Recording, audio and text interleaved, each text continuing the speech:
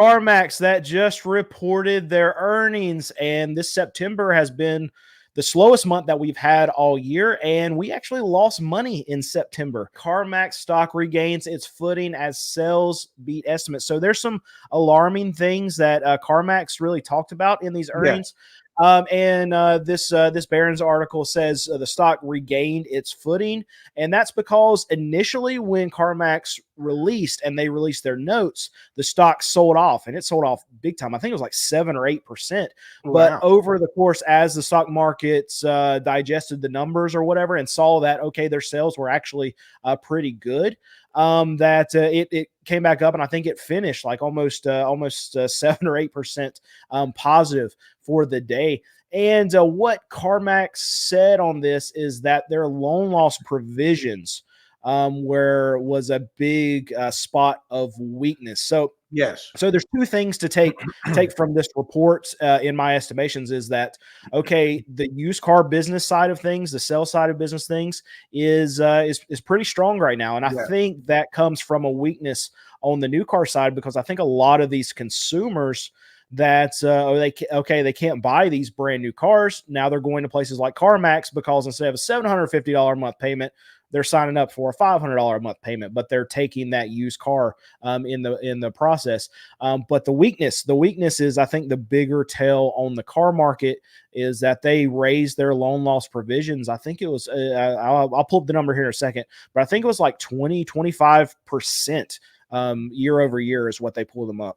They adjusted from 89 million to 112 million. Yeah. So the $23 million swing. So, what they're saying is, yes, we're selling more cars. Yes, we understand that people that we financed previously are having greater difficulty in making their car payments than we anticipated. And because of that, we're thinking that instead of having perhaps $89 million worth of loans go bad, it could be as much as $112 million in loans going bad. Which, when you think about it, since they're the lender and they would be the ones repossessing them, they'll be able to build back up their used car inventory to resell these vehicles. But it does underline the weakness of the American consumer when it comes to actually being able to afford to make the payments. So the other side of this, you talked about them holding their own notes. So they run their own auctions too. Yes. So one big benefit, and where CARMAX does it a lot differently than any other dealers out there, with the exception of Carvana. I know Carvana, they have their own auction too. Yes. And I think they do a lot of their in-house lending also. But what CARMAX, the biggest advantage that CARMAX has is that they've been doing it a very long time, but whenever they go and repo these cars, if they're not suitable to go up back on their lot, and as you know, as we've talked about quite a bit, repos a lot of times are not worthy to be resold because of how the consumer that knows they're not making a payment on this car, how they keep the car. So when CARMAX goes and gets this repo back, then they can go and take it to their auction. And not only do they get whatever the dealer is going to buy the car for, but because they own their own auction, us dealers, we also have to pay a buyer fee.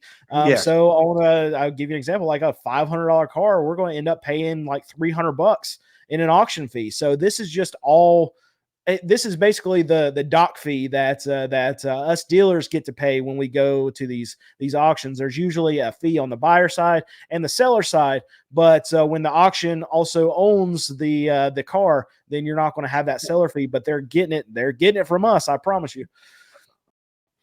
Well, that helps them mitigate some of these losses.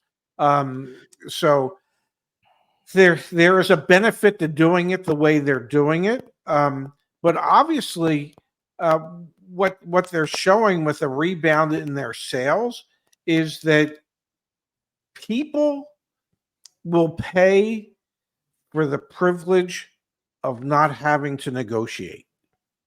And that has sustained CARMAX for 35 years now. It's the whole concept of how the sale is transacted. You pick a car, you drive the car, you see the price, you like it.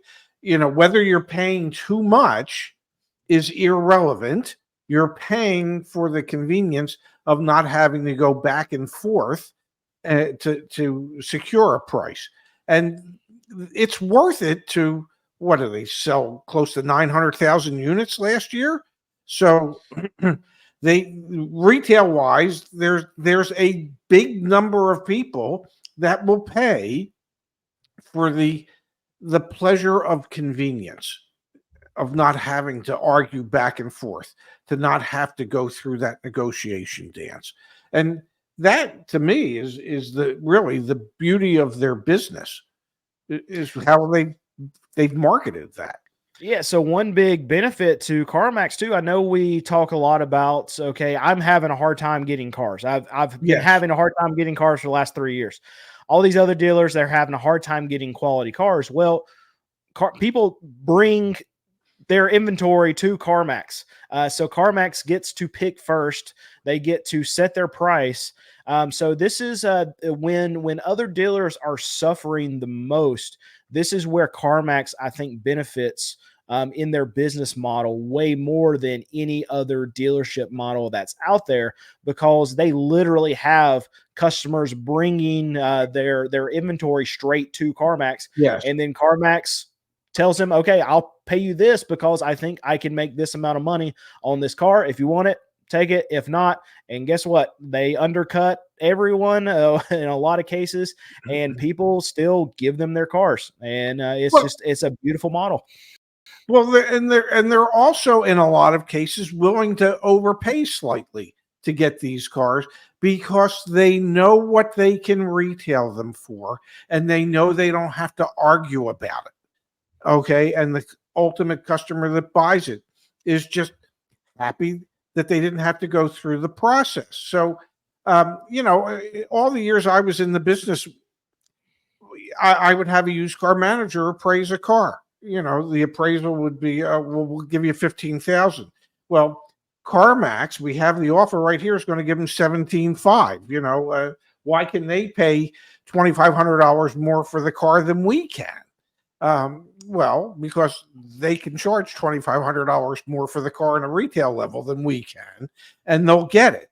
But oftentimes, the dealerships I worked at, that we would just say, okay, whatever CarMax appraised it for, we'll give you the same thing. Whatever they're willing to buy, we'll give you the same thing. So in many cases, they were setting what the wholesale value of the vehicle was going to be, not just for them, but for the surrounding dealers who might have had to compete for that car with that customer. Well, the benefit too with people selling their car to CarMax is CarMax tries to make a customer out of them right there, and it's extra marketing for them too, because they will give a customer an extra $500 or something on their trade-in if they're going to spend it there at CarMax. And I know CarMax, they make, I have to look up the number again, but I believe it's $2,200 per car per unit that they sell. Yeah, on the front end. Just on the front end.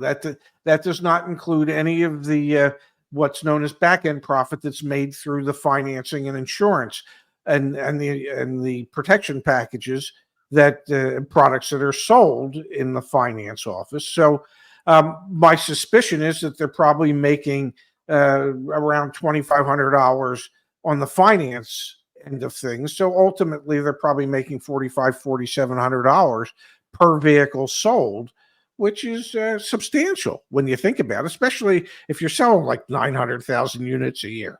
That adds up. That could be a moneymaker. Yeah, and I believe CarMax will be well positioned in an environment where, okay, I talk about in my area where we're dealing with floods and a lot of flood vehicles and a lot of people needing to replace their vehicles. And my thinking is that auction prices are going to spike. So that's going to do two things for CarMax. One, well, with auction prices spiking, they're going to get more out of the cars that they're sending to their own auction, because you're going to have more dealers trying to buy cars, more demand, prices are going to go up. And two, that's going to cause the price of used cars to go up from here. And another thing that CarMax can do, okay, well, in North Carolina, where we got hit pretty hard, if that CarMax is getting more money out of used cars because there's more demand, then they can bring cars from different parts of the country and take them to, even if they're just running them through auction, they can bring them here to our CarMax auctions. They have all this data. They have the knowledge to know, okay, prices are much higher here than they are anywhere else. So we're going to start funneling cars to this area to be able to get more money out of them. Yeah, the ability to be able to move inventory from one location to another, so that you can maximize its value. I mean, that's unique for them. Most dealer groups don't have that. Some of the big dealer groups can if they do it properly, but yeah, the CarMax has the ability to be able to move things around and maximize the value of every vehicle that they either sell retail or wholesale. Yes. All right. So Ray, lately at my car dealership, we've actually been buying a lot more vehicles. I know in the past months, we've had a hard time actually loading up vehicles on our lot. It seems like as soon as we get them on the lot, we sell them. As soon as we get them on the lot, we sell them. But now we've been able to buy a few more cars at auction. And I wonder if it's an element of car dealers not able to buy more cars. Usually when we see that, we're able to buy cars cheaper, and we have been able to do that, and that means we're able to price them cheaper. But usually when that happens, we still stay busy because we're cheaper than anywhere else. We sell cars that are $5,000 and under, but we're now actually starting to stack up cars at our dealership, and this September has been the slowest month that we've had all year, and we actually lost money in September.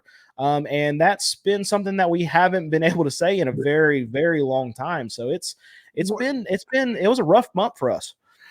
So why do you think that would be? I mean, I would always think that there would be a market for $5,000 and less cars. But for September to be the slowest month of the year is absolutely staggering to me. I mean, I know, well, typically late August is for back to school. Why do you think this September was slower than normal? I am not sure. The only thing that I can pull from it is that, okay, we had an abnormally good August. I know the last time we talked, I talked about how we were knocking the cover off the ball, and I would anticipate that. I even talked to my sales manager and my mechanic who buys a lot of cars from the auction. I'm like, okay, well, the worst is behind us because now we're able to buy inventory, and it feels like we're selling it just about as soon as we are getting it in, and it's just like maybe like a switch flip. Now we were behind a little bit. We had some sickness. We had a couple of these storms come through, so we had a few days that put us a little bit behind, but we still really had inventory to be sold in September. But it's like this light switch kind of flipped, and we've had a harder time actually moving cars. And it's not like we're at the top of our range. Now, I say we sell cars that are $5,000 and under, but we typically have cars that are $2,000, $2,500, $3,000 sitting on our lot too. And our sweet spot where we sell the most cars is right at that $3,500 range. And right now I have a lot of $3,500 cars, but not a lot of leads. So I'm very curious to know what your take is. Is it an election thing? So I've been in business 13 years, so I've lived through 3 elections as being a dealer, but the first 1 or 2, we didn't have a lot of cars because we slowly grew. So this is not really something that I've experienced in the car market. I don't know if people will get tighter with their money, if they're expecting some kind of different outcome. In my opinion, things don't really change once another candidate gets into office. But I can see the perception. And I talk about this a lot. Perception is greater than reality in a lot of cases. Perception ends up being reality, and I would think the election has something to do with it, and I think, and the reason I say that, and I live at the Jersey Shore, which means that my major television stations are the Philadelphia market, and Pennsylvania is a important swing state. And if you had to watch as many political ads as I have to watch, that would be enough to make you never spend your money or ever go outside or ever do anything again. And I don't know what the political climate is as far as TV ads in North Carolina, but I think elections negatively impact consumer spending and consumer activities, because you just get so inundated with all this crass political negativity that it's hard for you to say, gee, I think I want to go out and spend some money and buy a car because, well, based on every ad I see, there couldn't be a better place to live. We're all going to hell in a handbasket. I mean, so I think it's the election and the negativity of most of the political ads that drive people to stop spending money. And perhaps after the election, people will start spending money again. So I almost wonder if it's hitting the dealer side of things too, because we're going to auctions and it seems like stuff's really cheap. Like, I mean, this is a crazy example, but my mechanic, he just went and bought like a 2006, 2007 Ford Freestyle and paid like $300 for it just because stuff's just falling through the cracks. Wow. He ended up keeping it himself to drive because it was such a good deal. But we're starting to see more of that, where we can have a car that we buy for like $500 to $800 just fall through the cracks, that 6 months ago that same car would have been $2,500. And these are the kind of things that we're seeing. So I'm wondering if dealers are having the same mentality as the general public right now, saying, okay, well, I'm not sure what's going to happen. I'm not sure how it's going to affect me. So you know what, I might as well just keep my money in my pocket. So we're seeing this weird like inverse situation. Usually when okay, we need to go buy inventory or whatever, then there's other dealers that need to buy inventory too. We just came off this big August. From what I've heard, sales were still okay for a lot of dealers. But no, we're not seeing that. We're seeing that dealers aren't spending money at auction, so we're getting stuff cheap. But even when we're bringing this cheap stuff to our car lot and trying to sell it cheap, we're still seeing this slowdown. So I think it's hitting both business side and consumer side right now. Oh, absolutely. It is. I mean, sales, for those that reported for September, sales were off 20% at Toyota. I think Chevy was down. A number of the major players were down in September for sales. So yeah, I think you're going to see it both at the dealership side of things, and you definitely see it on the consumer side of things. It's hard for customers to feel good about themselves and where they're at when they are just subjected to so much negative political nonsense. And I think it wears on people, and many people just say the hell with it. Hey, let the election run its course, and then let's see how the direction of America from there, and then I'll go back to spending some money. So what I'm curious about is if this lack of demand from the consumer is going to outweigh a few things that we have coming in the car market right now. We have okay, the ports shut down, whatever's going to happen with that scenario. It's not going to be good for I think you froze. Yeah, I'm not. The battery went dead. Okay. That's okay. I'm gonna pull right here real quick. So we have these few things going through the car market right now where we have, okay, ports that are shut down. Whatever's going to happen with the situation, it's not going to be good for prices in the car market. We have tax time that's right around the corner. I know right now we're in October, but dealers start to load up for tax time in November, in December, in January. So that's going to put some upward pressure on prices for the dealer side on the wholesale level. And then you have, you have the election that's coming through, but we have these inflation concerns in the car market. And I'll want to hear your take on it real quick. If you think that, all of these things that should make prices go up in the car market right now, if the lack of demand from the consumer is going to outweigh that so much that maybe prices on the wholesale level for me stay low, even though that we have all these inflationary pressures that are coming through on the market. Well, with the advent of natural disasters, which we just went through, typically natural disasters tend to push prices up, typically, at least in my experience. But yeah, there's just been so much negative impact recently that if the new car market doesn't improve significantly, then prices both on new and used are going to have to go down. Dealers typically only know one way to get rid of things, and that is when they're not selling, you need to lower the price. And when you lower the price, then they'll start selling again. So my suspicion is that with sales having been down in September and with people just, I don't know, kind of taking themselves out of the market right now because of the political climate, that I wouldn't be surprised if you're able to buy the type of cars that you buy for less money than you normally would. Now, for the cars that we're going to need as replacement vehicles, those values could go up dramatically, while the value of the type of things that you buy continues to go down.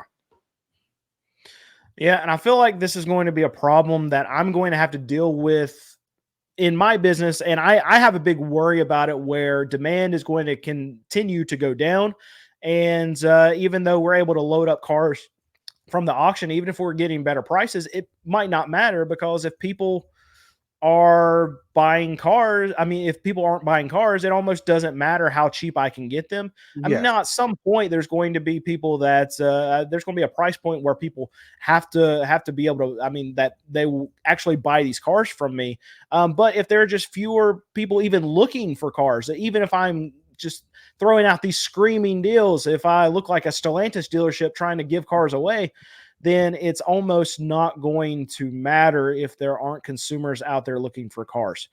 So hopefully this will fix itself quickly, and we'll get some demand back from the consumer side. But this is really, in my opinion, very good for consumers, especially if you're a consumer looking for a used vehicle, because from what I'm seeing from these dealers, they're very, very, very slow. Now, wholesale numbers are going to precede your retail numbers. So any of the prices that you're seeing from dealers are going to lag these wholesale numbers. But as I'm seeing these wholesale numbers come down, that means dealers are weak. They're having a harder time. So that should translate into better prices.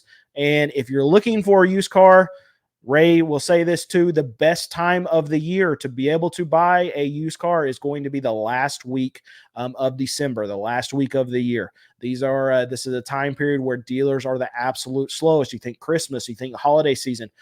This is a time that dealers have to figure out how to move some cars right at month end too, right there. It's the worst time to be a car dealer of the whole year. So that's going to be the time that if you want to buy a used car, that's going to be the time that I would recommend that you shop. Or we can talk about My Car Lot. We're starting to fill back up on cars, but we had a slow September.